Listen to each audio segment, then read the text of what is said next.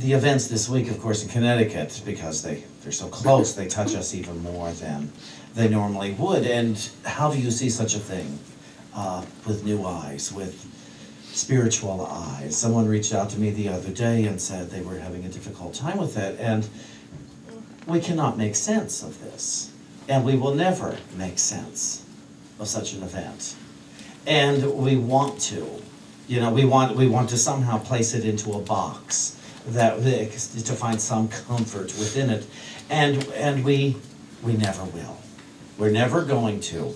And so, to feel how you feel about it, and understand that you don't know what it is, you don't know what it means, but to go within to God and say, okay, God, I don't know what this means, but I'm going to trust that what is in God's world, good can come from it. And I'm handing my world over to God today. Because left in my own thoughts, I'm going to limit it. I'm going to make it small, and I'm going to refuse to grow through it. But when you give it to God, and God is good, orderly direction. God is spirit. God is principle. God is law. God is not a person who is going to fix things. But God is essence of life. God is life itself. God is love itself. God is truth itself. God is wisdom itself. And so to know that within wisdom, within truth, within principle, that only good could come from this event that I hate, that I am frightened of, that I am confused about. To know that is to put our spiritual principles into practice. If we are going to be spiritual practitioners, we cannot be deciding what things mean. We must go to God and say and admit, I don't know what they mean, but I'm willing to have truth revealed. Could you bear to do that? Could you bear to put aside your opinions? Feel how you feel. You see, it's the resistance to how we feel that creates all our angst, all our strife. But to turn it over, because those of you who have read your Bible know that this sort of thing has been happening since the beginning of time. Fear that leads to hatred, that leads to confusion, that leads to, and to place our compassion everywhere, absolutely everywhere, and within all beings, and most of all for ourselves.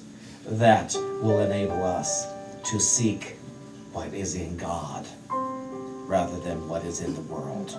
The world is never going to tell us the truth about God. God will tell us the truth about God. And we would have to decide what it is we wish to know about God, or that we wish to know of God. Does this make sense? Does this help a little bit to move forward in the days and weeks and years to come? That there will be all sorts of confusing events. All sorts of very confusing events. Reverend Carlos Anderson tells a story of when he was a young boy in his church. And there was a field trip for a family of 5 children went on. And they were on this bus. And with other children, Carlos's class wasn't on it. And the bus got hit by a drunk driver. And the people that got killed in it were the five children from one family and the bus driver. And it became a racial event because everyone was African American on the bus and it was a white drunken driver. And Carlos said as they sat in the church at the funeral, and there were 5 caskets on the stage, on the pulpit, that were bought by the congregation. And they're waiting for the parents of the children to get to church. It was actually the grandparents who were raising the children, and they were late. And finally, the grandparents got there, and they went up on the pulpit, and they touched each of the 5 caskets. And they then came down to the front and they said, "We're late because we were at home praying. We wanted to know God's will in all of this." And what we have come to understand is that our blessed babies are with God. But there is a man over there in that jail cell that needs our help and needs our understanding and needs us to see him as he is, as God's beloved child. And that is what sets us free. Today our topic for Advent is peace. And we want peace more than we want to be right.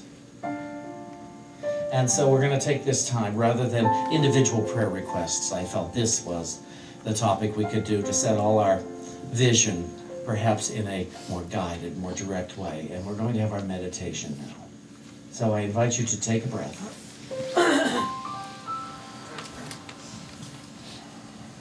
Silent Night, Holy Night is about the reverence, about the stillness, the quietness for the Christ being born. You know, they wrote it about a child, but it's, if we all are one, it's about the highest awakening. That is the point, and why we hear of Jesus' birth and Jesus' life and Jesus' death and Jesus' resurrection, is to let us know what is within us to do, because he did not say he was the exception. Never told us we were the exception. He said, "You will do all that I do. All that I do. And greater than this." Those are the words that I pick up on in his teachings. And so that tells me what is possible. But I have to want to be a part of what is possible in order to participate in it actively. Since thought is cause, I create my experiences through my thoughts. The thoughts that I entertain, the thoughts that I maintain, because you know, some of those thoughts, it's got to go out the window. Sometimes I have to say, "Shawn, do you want to be right about this?" And I almost always, if I have to ask that question, of course I don't. If I've got to ask myself the question, "Do you want to be right about this?" You don't want to be right about this. And because the other ones you're not asking. When you have a thought of love, nobody says, "Do I want to be right about this?" When you have a thought of peace, a thought of joy. But here's the thing. We will never experience our full Christ presence by changing the world. The world will change when I recognize my full Christ presence. It has to work that way. Because, you know, I can fix him, but then what about her? And I get to her, and then what about her? And then there's her and her. You know, it's never ending. People keep being born. There's lots of problematic people out there who... And if I'm trying to change them rather than me, I got a never-ending job. It's hard enough to adjust my thinking, let alone yours. You know, then we've got two crazy people I'm trying to fix. You know, so go within. Go within.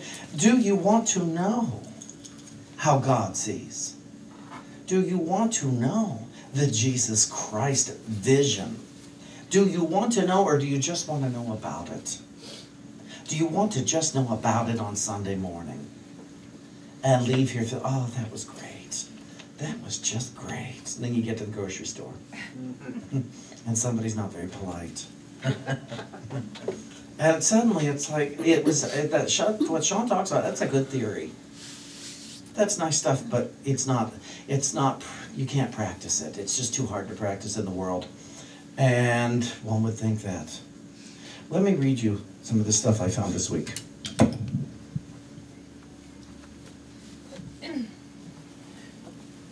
We're cleaning out David's dad's apartment in New Jersey, and I found this book, The New Dictionary of Thought. I took it. No,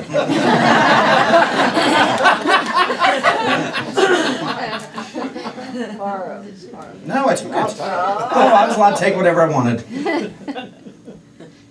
You don't know how many boxes of books we are there to go away, to be given away. Well, you can run down to Jersey and get them. Okay, this is all quotes. And this is from Thompson. I don't know who Thompson is. But he says, peace is the happy, natural state of man. War his corruption, his disgrace. This is from Raymond Graham Swing. We realize that the peace we enjoy is the absence of war rather than the presence of confidence, understanding, and generous conduct. So do you understand that peace would actually be? Could you read that again? Yes. We realize that the peace we enjoy is the absence of war rather than the presence of confidence, understanding, and generous conduct. Peace is actually the presence of confidence, understanding, and generous conduct. We're just trying to change the world by getting rid of war. The end of war is not the beginning of peace. The beginning of peace is the end of war.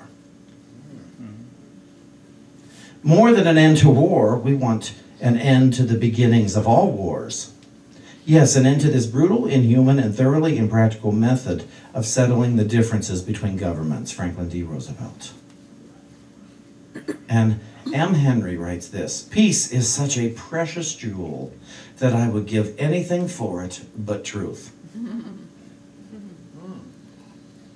This is from Fenelon. Peace does not dwell in outward things, but within the soul. We may preserve it in the midst of the bitterest pain if our will remain firm and submissive. Peace in this life springs from acquiescence, not in an exemption from suffering. Petrarch says, 5 great enemies to peace inhabit within us: avarice, ambition, envy, anger, and pride. If those enemies were to be banished, we should infallibly enjoy perpetual peace. You can have it. I can't even pronounce this person's name, but it says, if we have not peace within ourselves, it is in vain to seek it from outward sources. Peace is rarely denied to the peaceful. And nothing can bring you peace but yourself. Nothing can bring you peace but the triumph of principles. And that's from Emerson. So you see, many minds, they're all in agreement that peace starts with inside. It does not start in the outer. We're not going to fix our neighbor and have peace. I've tried. And just maybe because I failed doesn't mean you have to fail, but something tells me that the law is the law. And if I'm having thoughts that there is less than the Christ in my neighbor, then that's what I'm going to see. And the part that really grinds me is that I'm going to see less than the Christ in myself. Now, in the revealing word,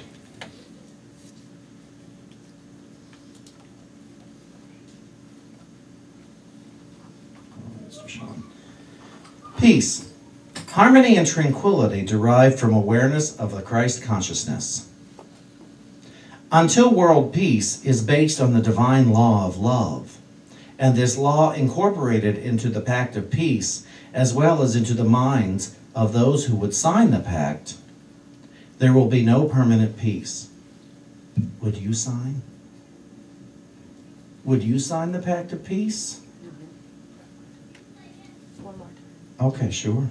Until world peace is based on the divine law of love, and this law incorporated into the pact of peace, as well as into the minds of those who sign the pact, there will be no permanent peace. So would you sign the pact of peace at any cost? If it cost you your love of the material, if it cost you your lack. Now we say that, but will we go from here and talk about high prices? Will we go from here and talk about what's missing in our lives and in the world? David, in our community prayer, emphasized what I already have. Do we spend enough time a day talking about what the good that I already have? Well, there's a wonderful old song that says, "Let there be peace on earth and let it begin with me." I've heard that. Let there be peace on earth and let it begin with me. Would you want to get your name on the #1 song? Would you want to be the first to sign? Would you want to be the John Hancock of peace? And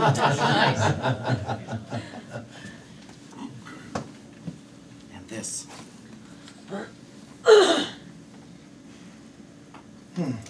And this comes from 2 Thessalonians.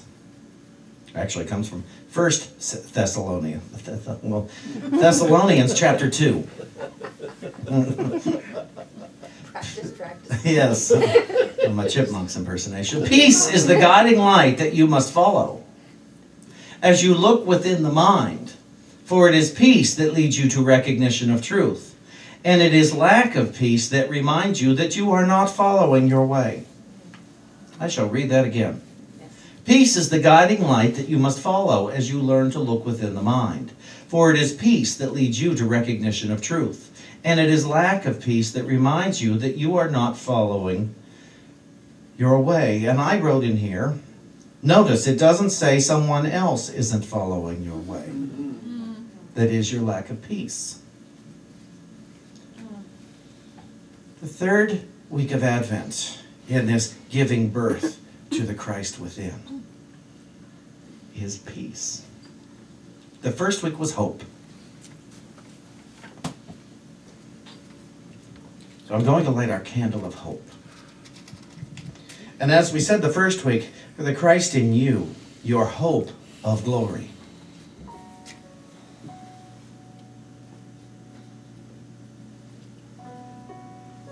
And last week was joy, the second week. And we said the joy of the Lord is your strength.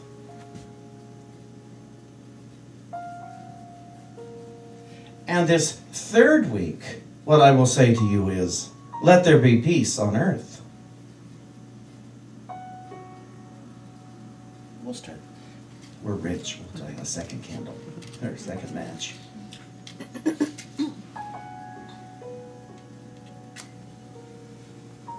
Let there be peace on earth, and let it begin with me. Come on.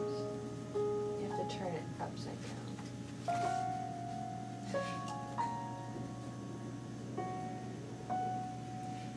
And we light our Christ candle, which says, I behold the Christ in you. Doug?